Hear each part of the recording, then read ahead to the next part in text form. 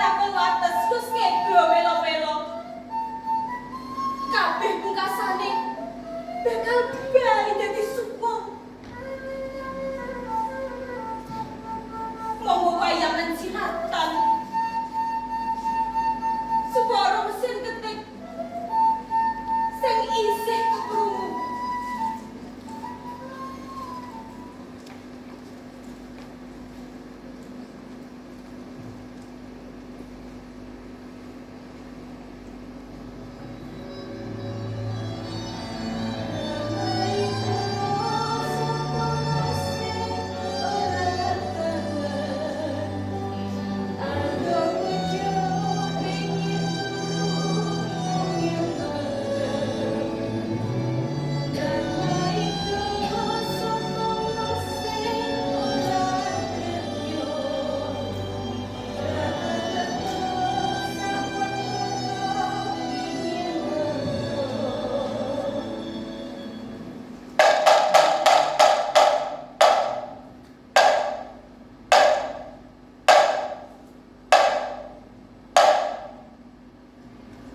Sampun sawetawis dangu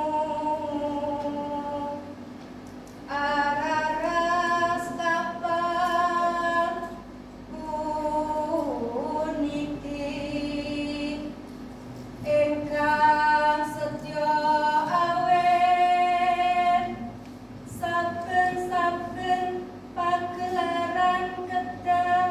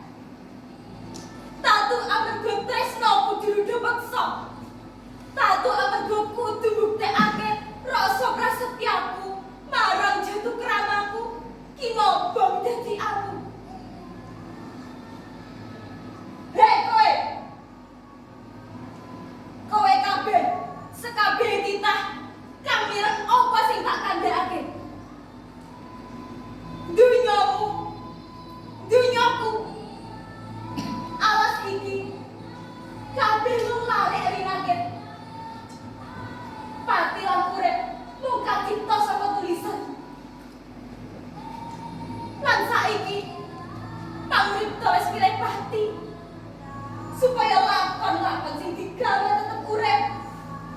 Sik to Kisana. Caturan sampeyan kanggo kuwi ora nyambung.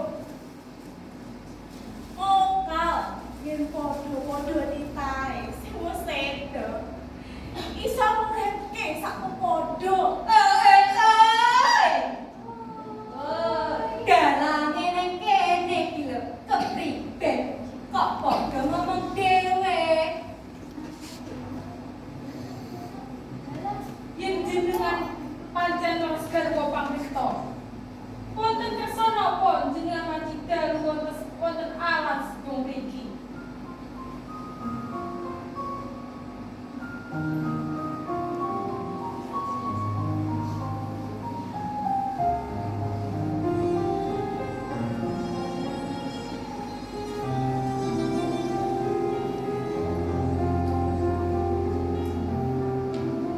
Aku ing alasku mriki karo karo tresnaku.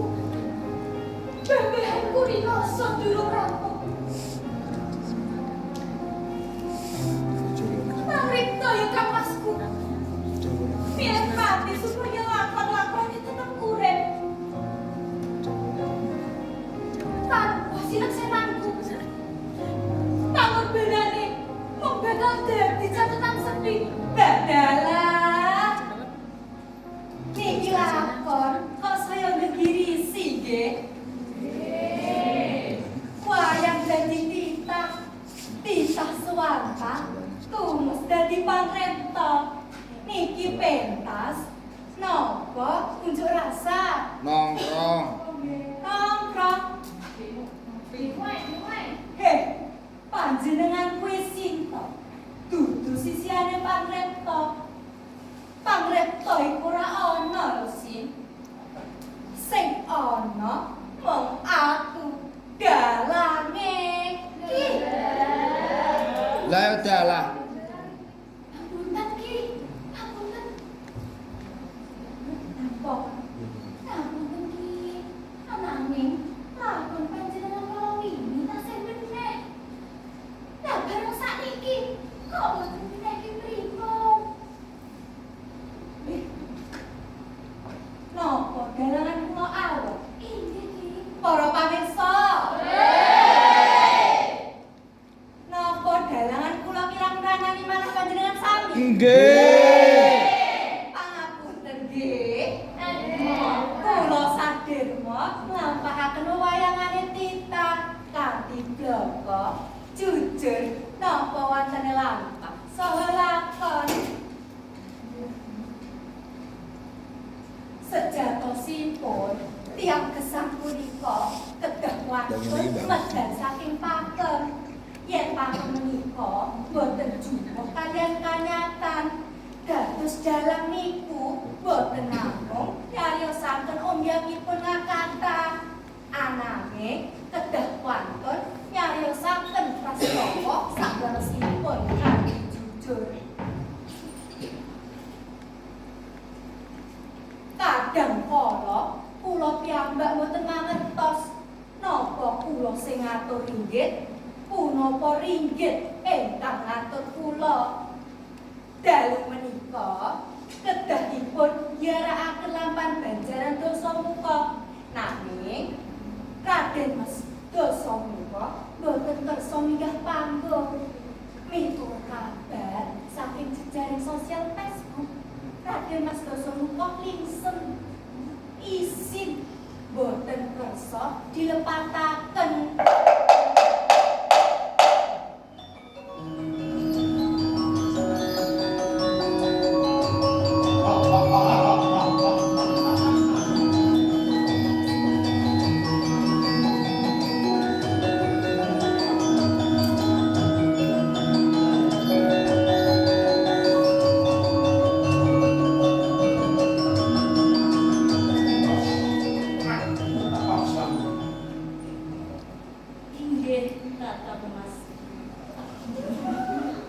Sejatine ingsun munggah panggung iki.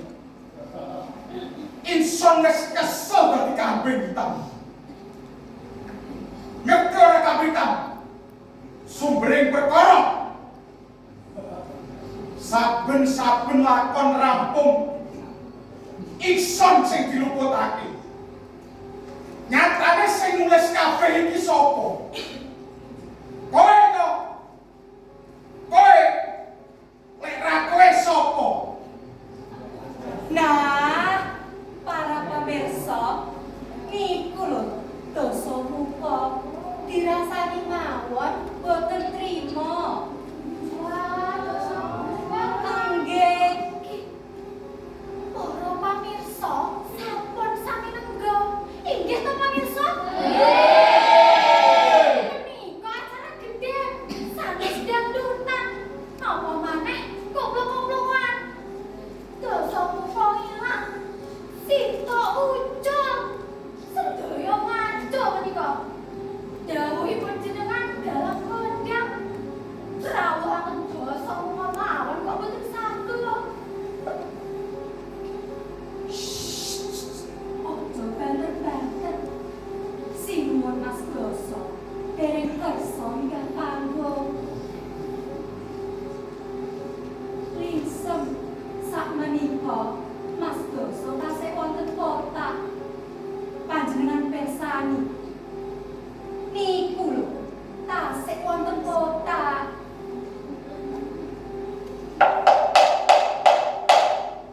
Nyuwun sewu Raden Mas Dosa muka. Panjenengan kasuwun rawuh dhateng panggung. Estu kathah masyarakat antu-antu. Ingsun mohi isore sutik isora tetu dawuh Raden Mas paling gagah lan prakoso dosa muka ora arep munggah panggung. Ingsun pengin tenang, ingsun wis tobat. Halah, wong dosa muka kok tobat. Tuman ini pemirsa dosa muka tobat.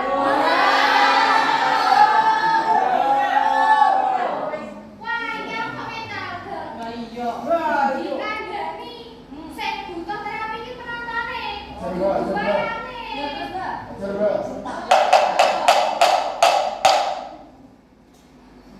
Jamane jaman kala bendu, bumi gonjang, langit ganjing, banjir bandang ora kacondang, bumi mlorot nunjang palang saking papan, gunung muruk mangalat-alat, samudra murak-malik katiramu, udan angin katumpul lesus jebul gunung.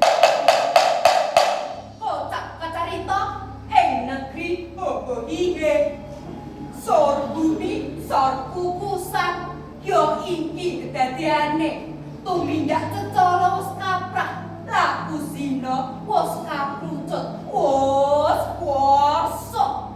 Endi duwekmu, endi pacarku, padha ora bisa ambedakake. Iki ora bener. Alas iki ora suci. Nanging uga ora sedek. Ora ana pamripta. Ora ana lakon. Anane mung kita. Kabeh sing metu saka lisane dalane. Ora ana kang ngakal. Sek to. Sampeyan kuwi sapa? Aku pasti. Yo iki kancaku jenenge Setu. Iya, aku Setu.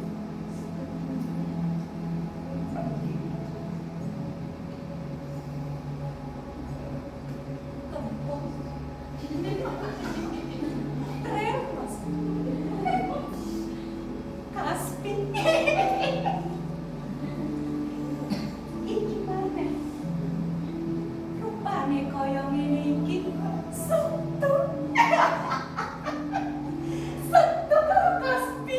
Rupane ngene iki lho pamirsa. Iki aneh.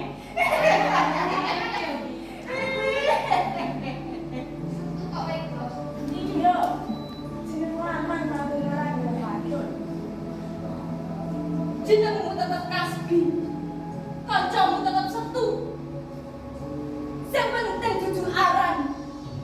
Nanging roh lan tekate. Kowe wong loro dadi pralambang. Yen ing donya iki aran bisa digawe saka tembung.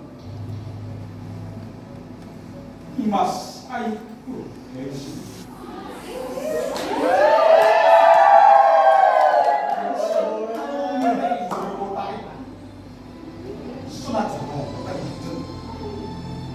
Nanging padan jiblang rasane ati. Amarga bisa sadian kasuruhan. Angin mekar lan semi.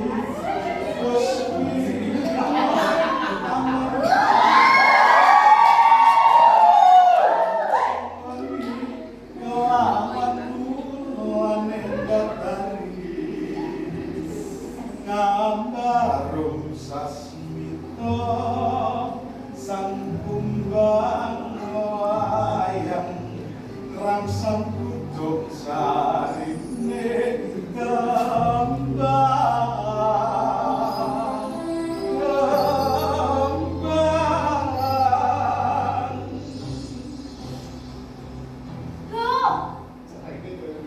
Menika kados pundi nggih Ki? Wayang-wayang sami protes. Wanodya kumawantun. Lajeng mekaten sejatosipun sinten dalangipun Ki? Dalange ning ngarepmu iki lho. Lek nggih. Mbok menawa dalange kudu dadi wayang dhisik. Nyapa kae melu-melu bareng. Sing tak Ora terima aku. Nang prasimo. Bene. Sing apa? Sing kok ora iki? Saseku. Sing mbok menawa. Kuwi Wes. ora sopan piye kuwi? Iso piye kok bisa kae? Lho piye ngono iki? Iya. Dalang kaya ngono yo.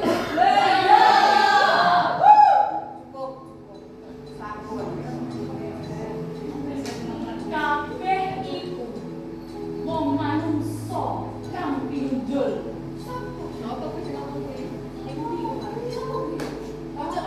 Mergo duwe lahir batin jroning urip iki. Isi ati kelawan budi iku pirantine wong.